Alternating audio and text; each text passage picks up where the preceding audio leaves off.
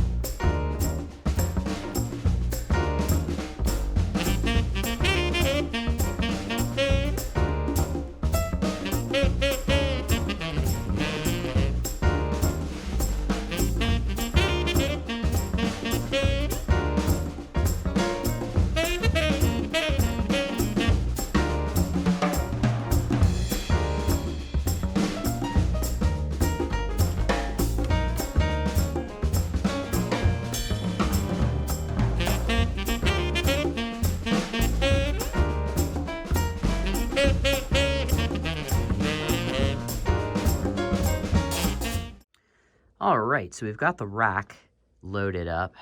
So before we start to wire, I just want to look at just show you guys the new positions of everything. So I do have everything separated by a blank panel. The logic here is we're going to put some nice P-Touch labels on there, so that all of these switches and things can be very nicely labeled. So here's the 828 installed. These are going to be obviously the 828 is the master unit. The Octamic is going to slave into that via ADAT. And then here is the mixer. So the mixer moved a little higher up in the rack. And then below that, I took the mic split is again separated by a blank panel here so that we can label all of these faders, and we can also label these inputs. And then I put the PDU on the front here so that if you're sitting down, you can have a spot to plug stuff in. I am going to need to put some weight in the bottom of this rack because, as I'm sure that you're probably all thinking to yourselves, it's a bit top heavy. But I'm sure we can probably find some rack drawers and things to put like that in the bottom. So here's the back. Everything is just very nice and neat at this point. Figured I should get a nice shot of everything all clean before we muck it all up with some cables. But here is the back of the 828. That's this piece right here. So again, like I was saying earlier, it does give you 8 ins and 8 outs, just like the Fireface did. I mean, one of the things that it actually does that I like a lot is it gives you a separate XLR for your main left and right outputs. On the Fireface, we had to burn 2 of the outputs, the analog outputs 1 and 2, to feed the speakers. So it's pretty nice that we have that option there. Again, normal stuff. ADAT optical A and B, firewire in and out, which is kind of cool. You can link it. And you also have word clock in and out. So actually, now that I'm thinking about this, I should probably clock those two together, the Octamic and the 828. They are currently getting its word clock via ADAT, but why not? I have tons of BNC cables. We're going to clock those together. Anyway, there's the back of the mixer, headphone amp, which you've seen a million times. But here is the back of the mic split. So we do have a transformer isolated output, which is very nice. So the here's the back of that. So it literally is just a 1 to 2 box. If you're not familiar with mic splits, please leave a comment below. I'd be happy to explain those in more detail. But yeah, anyway, let's get wiring.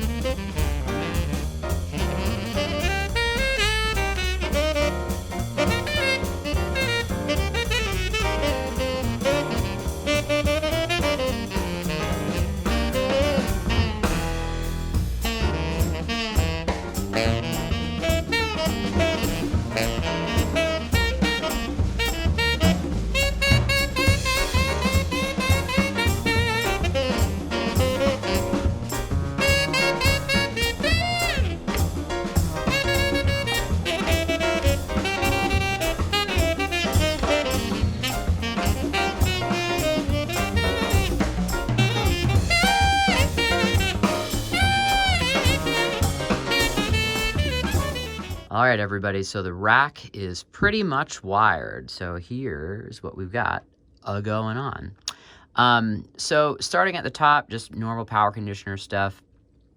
The second PDU down is that switched PDU. So the only thing that's going into channel 1 on that is the console, because the power switch for the console is on the back. So that's kind of the whole point of that switched thing. Direct inputs of the headphone amp are wired. That's auxes 1 through 4 on the console. The Octamic, which is this guy right there, is wired. That is 1 through 8 on the mic split. Ins 1 through 8 on the 828 are wired through 9 through 16 on the console. And yeah, we're good to go. So 9 through 16 on the console here are wired to the snake. It's an 8-channel snake. 6 are XLRs, 2 are 1/4 inch. So I've got 9 through 14 wired XLR, and then 15 and 16 are wired. They are wired 1/4 inch, so that if you want to have a keyboard or a line in for like an iPod or something like that, you can get that done. So I ended up using 6-foot pre-made XLRs for the console and the Octamic. So that's this run right here. Got a little messy towards the split, but I think the only person that's going to see this is you and me, so it's not super worried about any of that. So all right, well, here is the end of the first day of building. So we got the monitor hung, we've got the rack wired. So stay tuned for the next video coming up. I'm going to try to get this done relatively quick, but you never know what scheduling may come. So thanks for stopping by.